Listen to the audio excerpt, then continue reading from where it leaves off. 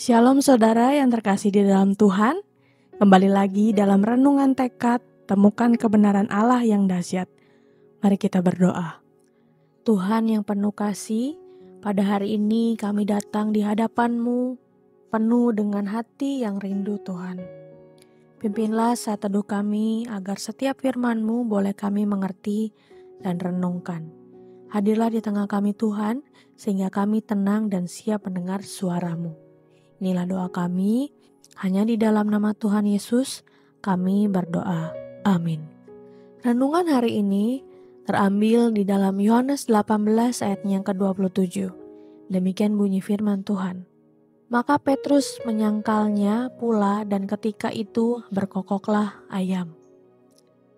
Saudara-saudara yang dikasihi Tuhan, dalam satu adegan dalam film The Passion of the Christ yang begitu menyentuh hati adalah ketika Petrus menyangkal Yesus untuk ketiga kalinya. Kamera memperlihatkan mata Petrus bertemu dengan mata Yesus. Tidak ada kata-kata, hanya tatapan.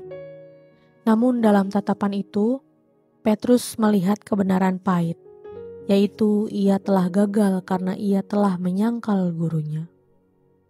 Bukankah kisah Petrus ini sangat dekat dengan kehidupan kita?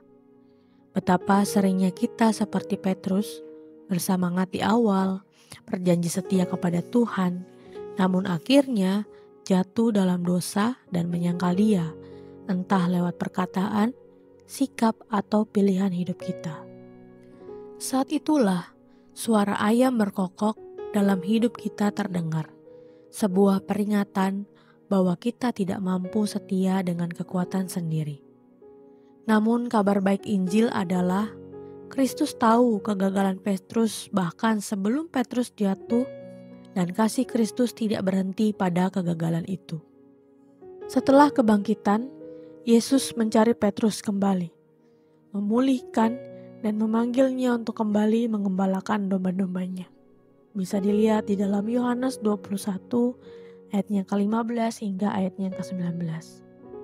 Injil bukanlah kisah tentang manusia yang kuat, melainkan tentang Allah yang setia di tengah kelemahan kita. Charles Spurgeon berkata, "Kasih Allah bukanlah karena kita pantas, melainkan karena Dia berdaulat dalam kasih." Biarlah kiranya setiap kali kita mendengar ayam berkokok dalam hidup, momen di mana kita sadar bahwa kita telah gagal. Kita tidak berhenti hanya pada penyesalan, melainkan kita berlari kepada Sang Juru Selamat yang setia dan bertobat. Mari kita berdoa.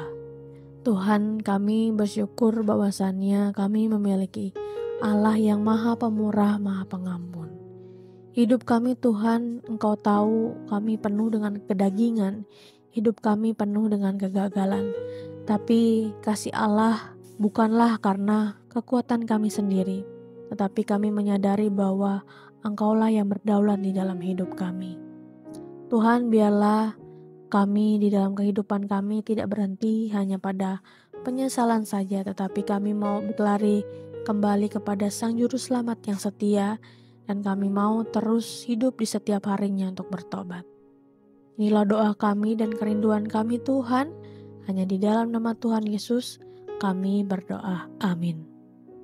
Saudara-saudari yang terkasih, puji syukur kami sudah mendoakan pokok-pokok doa yang telah kami terima. Jika saudara-saudari pada saat ini memiliki pokok-pokok doa yang dapat dibagikan kepada kami untuk kami doakan, saudara-saudari bisa mengisi pada link deskripsi dari tayangan ini atau scan barcode yang ada pada tayangan ini. Kami akan mendukung di dalam doa untuk setiap pokok-pokok doa yang ada. Dan jika saudara-saudari diberkati melalui kebenaran firman Tuhan hari ini, silakan bisa dibagikan tayangan ini kepada siapapun yang saudara rindu untuk mendengarkan. Selamat melakukan firman Tuhan yang dahsyat. Tuhan Yesus memberkati.